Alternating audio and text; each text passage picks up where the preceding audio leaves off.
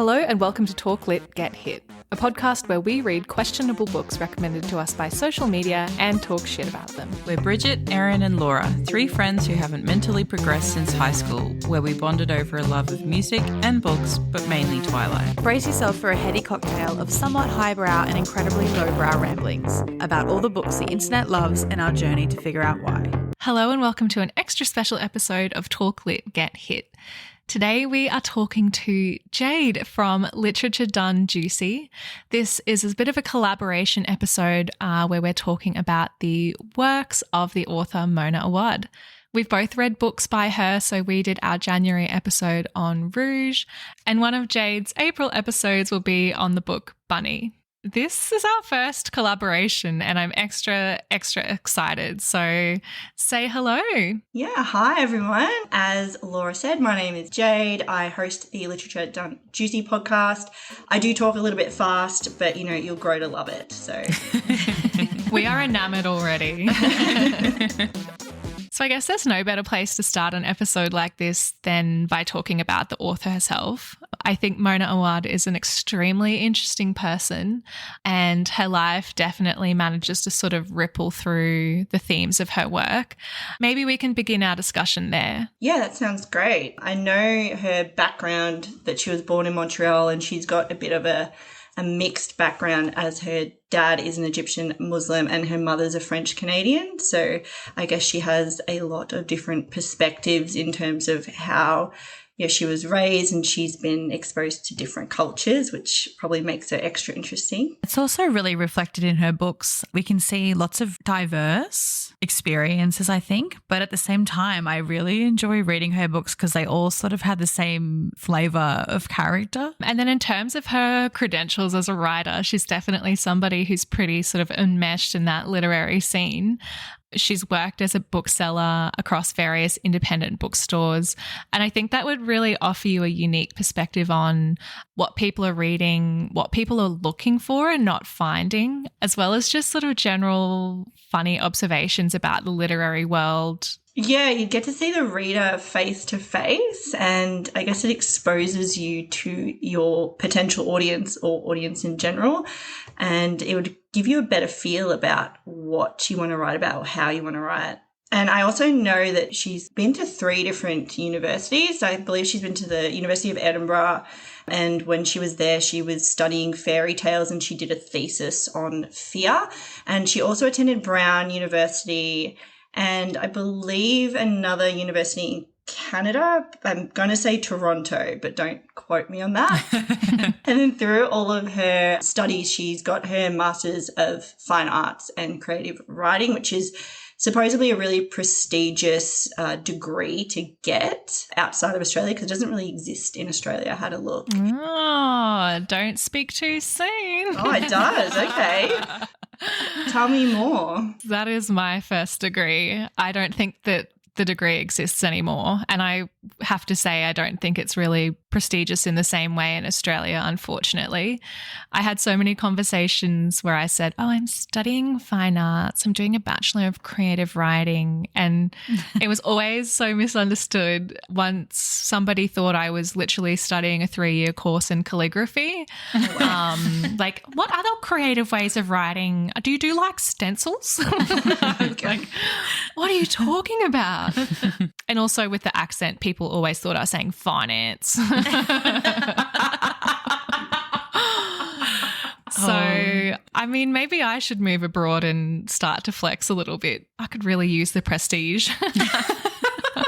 Be good for your ego. Yeah. Well, I think you can flex anyway, because if you just put it on your online bios and that kind of thing, anyone international will love it. So true. Yeah. True. Very true. But I know that Bunny was a satire also on the whole process of getting your MFA.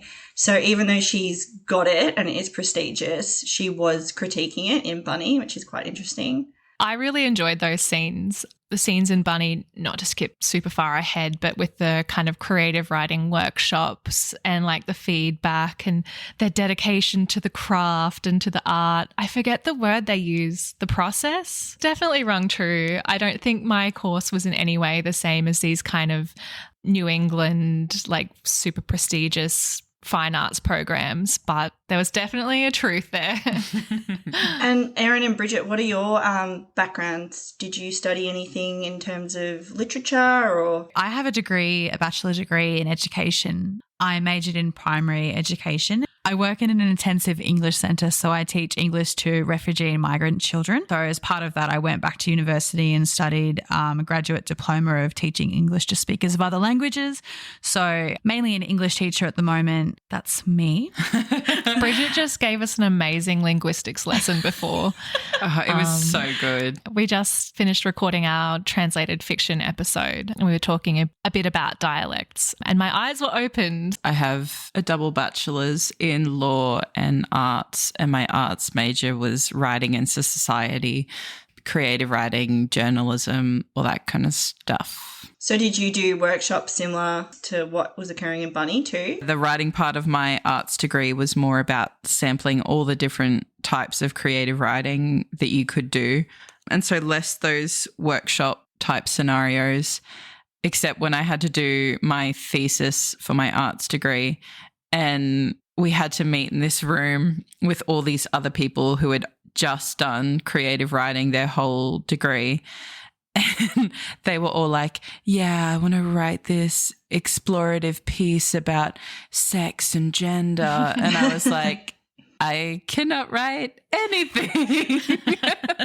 What about you? What was your degree? I did my Bachelor of Criminology and I minored in literature. So I've always had a keen interest in it. But my main goal at the time was to be a police officer, and I did that. I went into the sex offences and child abuse investigation team. Was there for about 6 years, and then I just had enough. So I've changed course more into what I'm passionate about, which is literature and writing. Very cool. That's so interesting. I love how they all intersect in like quite an interesting way as well, all of these degrees. Yeah. Mona and a couple of other authors, they're currently suing ChatGPT because they believe that the AI program is essentially eating, their novels, and then their style of writing and their type, their prose and everything like that is just being regurgitated. So someone could post in ChatGPT, write me a story about X, Y, and Z and write it in Mona Awad's tone. So that's where the issues coming in around copyright. So this started back in about June 2023. So I'm assuming it's still going because if it was settled, it would have said it was settled, or if there was a result, they would have posted that there was a result. But I guess the grey part from what I can see is, for instance, when there's copyright with music, the patterns are very, very similar, but they change the words, like they change slight things about the song, which makes it no longer copyrighted.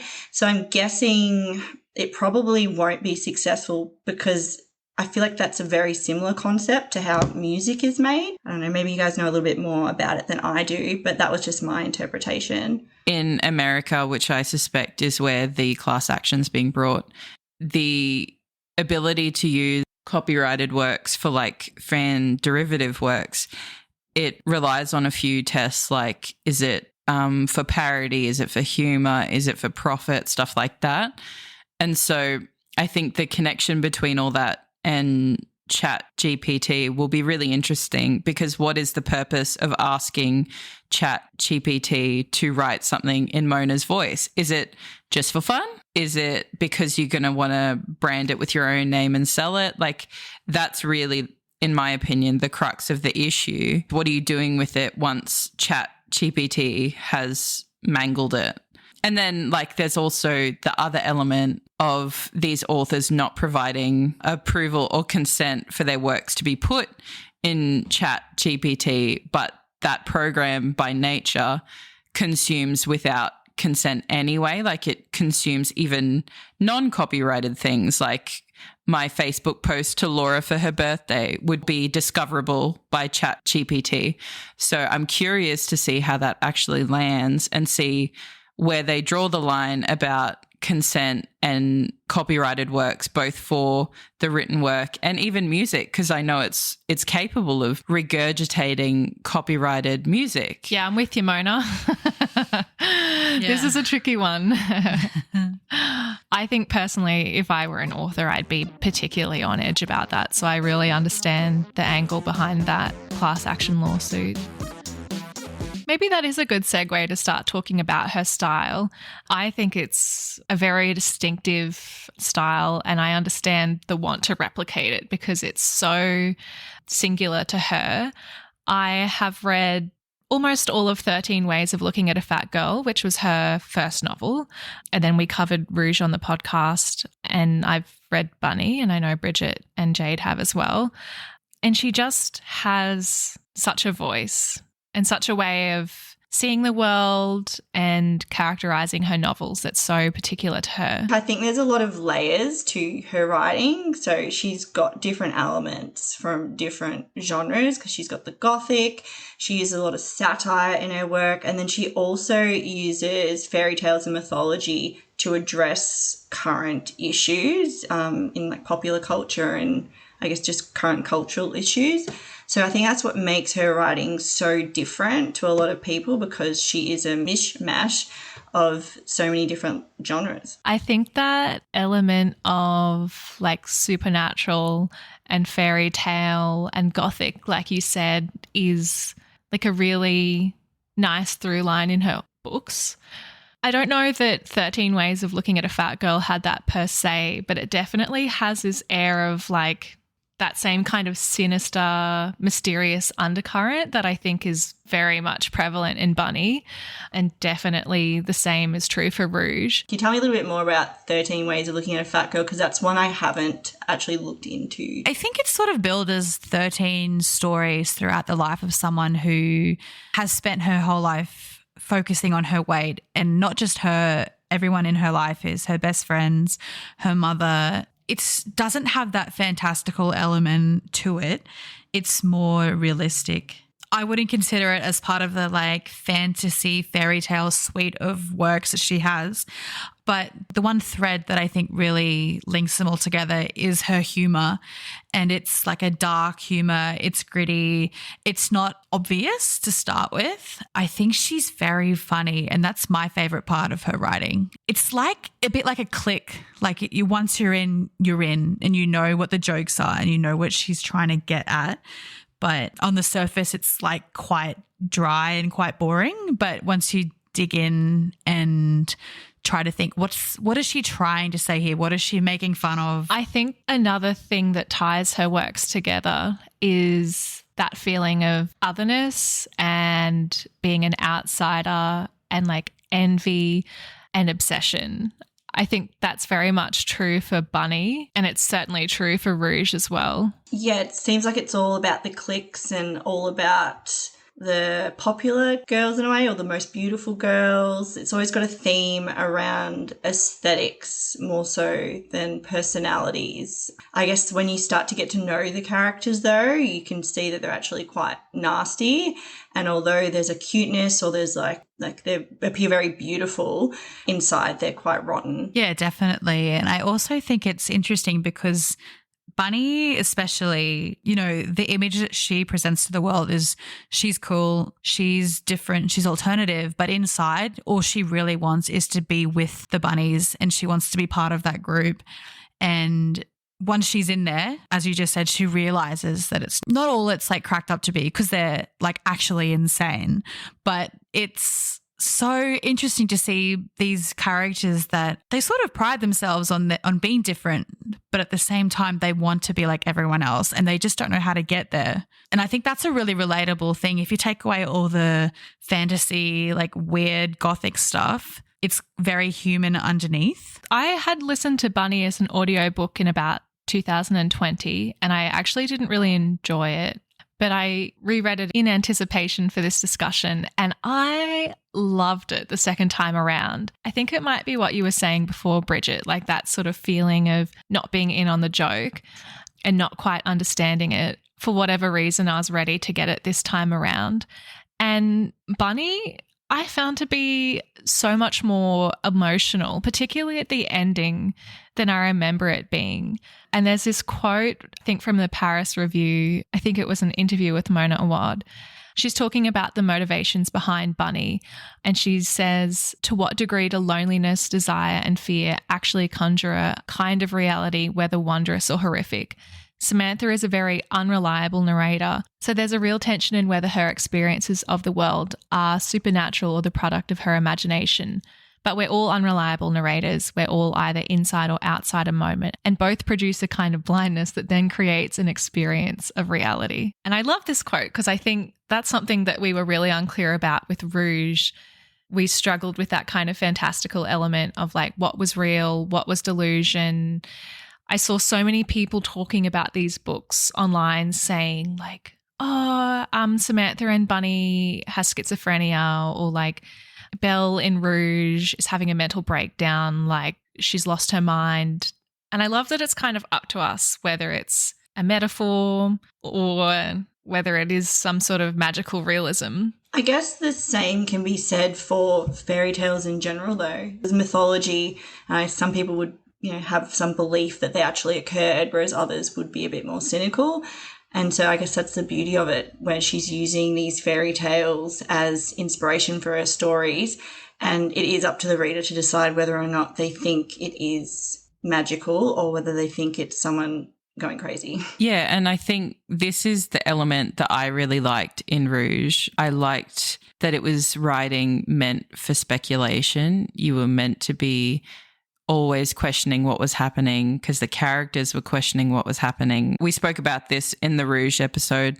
For me, the payoff was never there to make me want to read more, to enjoy that speculative writing, but I enjoyed it for what it was in Rouge. I find the inspirations of both of these books particularly interesting.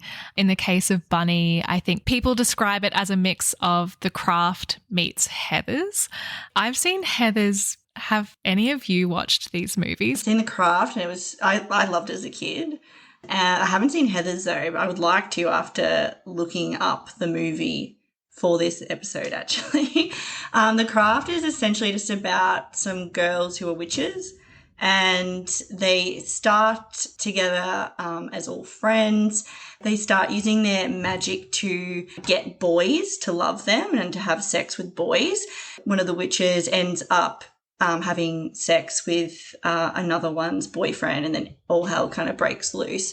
So I guess Bunny is similar to The Craft in the sense that they're using magic to influence men in a sexual or in a romantic way. So I guess that's where that kind of influence is. And it's still very cliquey. So there was 3 witches, and then there's one who is the main character, the protagonist, who comes into the fold, and she starts becoming quite like them. But when she realizes what they're actually like, she starts to withdraw, which is, again, very similar to Bunny. I think Heathers is kind of the same, definitely big clique, Mean Girls kind of vibes. And then Christian Slater plays this really antagonistic bad boy. And I can't quite remember the ins and outs of it, but I think there's like poison involved, lots of killing of students. I think this is the movie with the gumball scene, right? Gumball, yeah. Boot of the car. It's really like quite camp, if you will. I remember really enjoying it. Oh, it's a great musical. And like to set all of that drama to a banging soundtrack, what more do you want? Inspired. It's also where the Veronicas got their name from. I'm a Veronica. That's amazing. For Bunny, because it says that it was voted best horror, and it definitely has horror elements. Would you guys think that it falls into that category? Because I feel like it doesn't. I feel like it does have horror elements, but it's more of a satire / fantasy. What are your thoughts on that? I thought it was gory in parts, like especially when they were exploding over the room, but I don't know if I would say horror. I think the location sort of made me feel a bit creeped out. Like the way she was describing New England, like all of the murders and the rapes happening around the campus and on the campus, and all of those things just sort of brought a bit of an unsettling vibe to it. But I don't know if it ever crossed that bridge into like true horror literature. Yeah, I feel exactly the same. And this was kind of something we talked about in the Rouge episode as well. And I would say they're on the same tier in terms of creepiness. I don't read a lot of horror, but this year we're reading 12 different genres. And to kick off the year, we were starting with horror, and Rouge was our choice. Just the same. I would say sinister, but for me, the satire, same as you, Jade, the satire wins out. Laura, before you said that you've obviously done workshops in terms of writing and you enjoyed the parts in Bunny that explored those types of things. How would you say that your experience doing a degree like that was similar to how it's portrayed in Bunny? I would say there were some similarities. I think even just something that resonated with me was that scene at the end where the bunnies have all like completely unraveled and they're all seeing Byron, I think some of the names for him were. I loved that. And in that scene where they all kind of have at each other's writing. And I wish I had the quote in front of me, but there's one where one of the bunnies is like talking about how she always felt so self-conscious because she couldn't understand somebody's writing. Like, Kira's so brilliant. Kira's such a genius. I could never match up to her. I could never understand what she's saying. And now I realize you're not saying anything. Like, you're full of shit. And like, I just really was laughing at that scene because I resonated so much with that insecurity of not understanding where someone was heading with their writing, what their metaphor meant. And then also, I guess, just in the clickiness of it as well. I don't think it was at all on the degree of the bunnies, but you definitely had those people who were besties and like formed a little group. And when it came time to do that, giving feedback, they were always like, I loved it. I love everything you write. You know, I'm just obsessed with you. Like, you can do no wrong. Yeah. It's like an Instagram comment section, but in real life. It just shows that in terms of the characters that Mona writes, they're very juvenile. And it's funny that as adults, we've also had similar experiences, like what the characters within her novels experience. So it kind of shows in a way that people don't really grow up or mature as much as we think that they do. Especially when you're in university or post-high school, you're sort of playing at being an adult. You've got all this freedom, but you're still unhinged and you don't really know what's going on and you're trying to see what everyone else is doing and if they know what's going on and you don't want to show that you don't know, but they don't know either. That sort of comes through in her writing as well. Yeah, I think it also speaks to like the human experience generally, that even though these are like quite fantastical stories, deep down they are all rooted in quite fundamentally relatable human experiences, which I think is where some of the like horror elements come through, because it's turning something so familiar and making it like the worst version of what it could possibly be. There's a really good quote in that same Paris Review article where Mona Awad says, there is also just something very not adult about grad school, no matter how old you are when you go. It's a sheltered, insular environment that has its own language, its own very particular sense of time and space, and I think it can really reinforce all of the dynamics of teen drama and junior high. So that makes me feel really smart because I feel like we were exactly on the same page as Mona there. That juvenile quality is definitely something we see in the protagonist of Rouge, Belle, as well. So Rouge is a story about a lonely shop clerk whose mother has unexpectedly died. And sort of before she dies, she started deteriorating. Her sanity's kind of going off a cliff, but she's also glowing. And the character of Mother has always pushed this obsession with beauty and appearance, and particularly in relation to skin, on Belle. Throughout the whole book, there's this really sort of like juvenile yearning for acceptance, I guess, and validation. And to Belle, this validation is so like intrinsically linked to appearance. Like it's like, you know, self-worth is only exterior. I didn't realise it was after the death of her mother in Rouge, because I believe Mona's mother passed away when she was a little bit younger. So I don't know whether or not Rouge is slightly based upon her own experiences with her mother. Do you guys know much about that? When we recorded our episode, we did sort of wonder about that because Belle's mother is a white woman, but her father is Egyptian. A lot of her commentary about her experience is of being a child that has darker skin than everyone else, darker skin than her mother.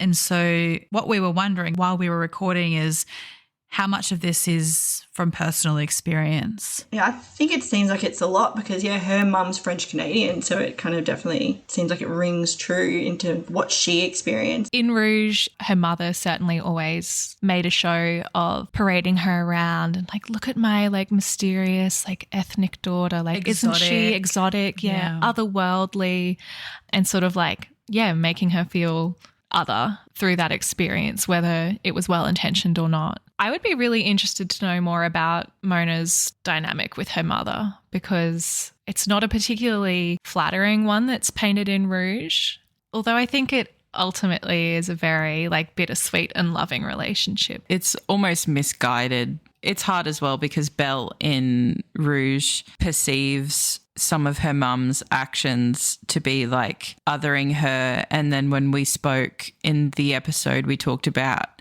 how sometimes when she was like, oh, look at your beautiful bronze skin, it was more to protect her from what the mum was going through with her own beauty standards and insecurities and stuff.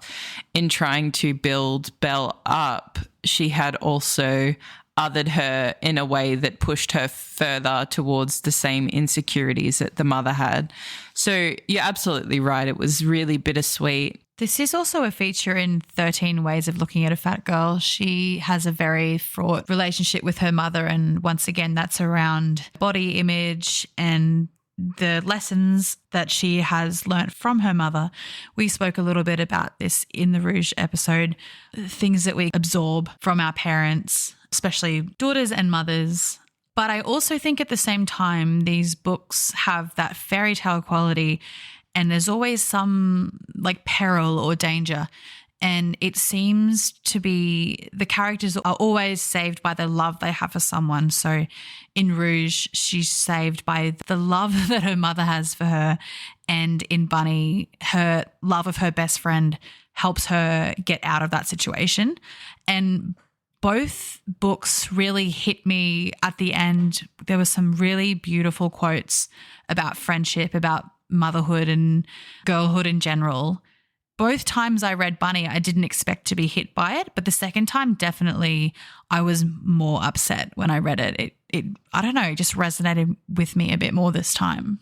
So it is interesting to see that link between feeling like an other, but ultimately being saved by your people and the people that you love.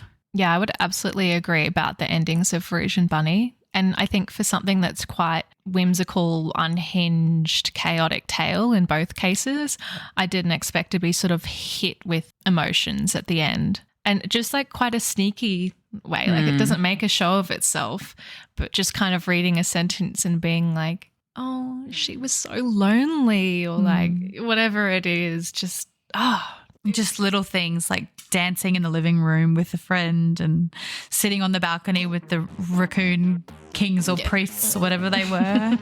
Just lovely little things like that. And another interesting tie between the two is definitely the cultish vibes. I think in Bunny it's quite explicitly a cult. Ava even says to Samantha, you realize you're in a cult, right? And they are doing these like pagan things. Yeah, I agree. And that's something that is reflective in academia in general. Like, so in my Bunny episode, I discussed a little bit further on this, but like the theme for the show this season is researchers and academics. And you do find in a lot of universities and a lot of colleges, especially international ones, you do have that elite group in terms of their sororities or the clubs that they're in.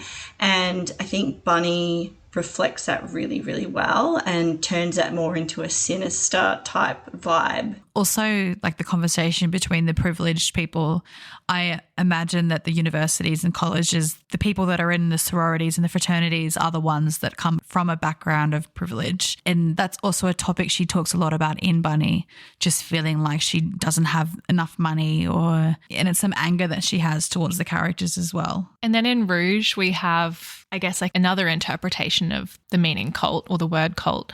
And it's like this kind of critique of the like fanaticism or like hive mind or kind of cultish behavior around our obsession with like skincare and wellness. And I really found she has a really great way of sort of mocking these things, like whether it is like gently mocking like an MFA program or mocking the skincare and wellness industry without like explicitly spelling it out.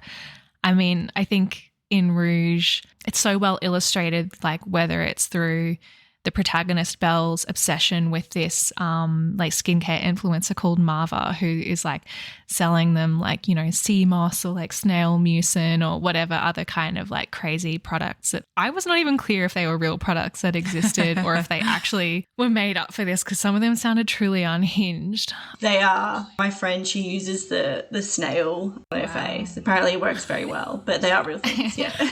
That's incredible. Korean beauty's got it on lock. They've got the answers. I trust them explicitly. I guess what's also similar is people that can afford all of these skincare products are also from an upper class. So it's still a critique on class, which is also similar to the critique of the girls in Bunny as well. So it's a reoccurring theme. I think that's all we've got time for today. Thank you so much, girls, for jumping on and having this discussion with me. Thank you. No worries. It's been so fun. Yeah, definitely. And we'll definitely have to do it in the future. Yes, and thank you to you because you were the one that suggested this in the first place. Yeah. So thank you for being brave and asking us to hang out with you. We're too scared to message people. No, I'm a pusher. No, it's like Mean Girls. That's a good I way push to be. people. Oh God, are we the clique? Sorry, gotta go explode some bunnies in my attic. That's the end of our very first collab featuring the lovely Jade from Literature Done Juicy. Make sure you subscribe to our shows, and you can find Jade at literaturedonejuicy_ on Instagram. If you want to be on the same page as us, follow us at talklit.gethit on Instagram and TikTok.